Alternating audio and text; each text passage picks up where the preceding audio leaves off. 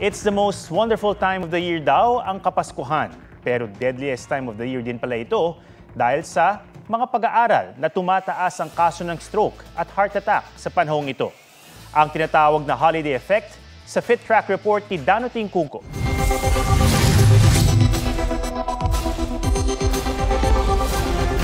Habang papalapit ang Christmas break o vacation, siksik at liglig ang social calendar ng marami. Pero kasama ring nakabakasyon ang workout at dieta. Pero babala ng mga doktor, hindi naman sa pagiging killjoy. Hinay-hinay sa inuman at handaan. Tuwing holiday season kasi, tumataas ang mga insidente ng stroke at sakit sa puso. Nariyan ang pagdami ng mga idinudulog sa kanilang stroke, heart attack cases at ibang problema sa puso sa huling araw ng Disyembre hanggang simula ng Enero. It's very exponential at this point. You can actually see a very linear surge of stroke patients by January or even at the end of December. They're usually the ones with other risk factors, increased alcohol consumption, increased stress. It could have triggered the problem. It could have made the condition worse. Sabi nga sa isang pag-aaral sa Norway, deadliest time of the year ang mga araw pagkatapos ng Pasko. Sa mga pag-aaral naman sa Australia at Taiwan, mas tumataas daw ang tsansang mamatay ang isang tao kapag na-stroke at na-ospital sa panahon ng Kapaskuhan. Ang tawag daw dito, holiday effect.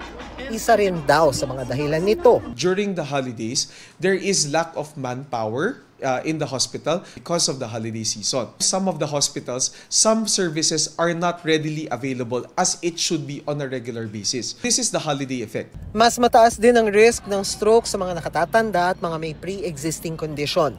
Tapos napasobra pa ng party at inom ngayong holiday season. We are seeing actually a surge na tumataas yung cholesterol, tumataas yung BP because of the lack of exercise and bad diet. Para maging healthy sa Pasko, iwasan ang sobrang pagkain at pag-inom at mag-exercise pa rin. Pero paano makakapag-workout kung hindi na halos makagalaw sa bigat ng traffic o punong-puno ang iyong party calendar? You can do basic weightlifting at home. You can use bottled water instead of using mga bands. Use body weight exercises. Body weight exercises or weightlifting can actually lower down your blood sugar. You can take a jog outside of your house, or you have a treadmill or bicycle at home. You can actually do some cardio at home. It will lower down your blood pressure. You just need 30 minutes of exercise 3 to 4 times a week, and that is more than enough to lower down the risk for heart problem, cardiovascular events, and stroke. Danoting Cungco, nagbabalita para sa GMA Integrated News.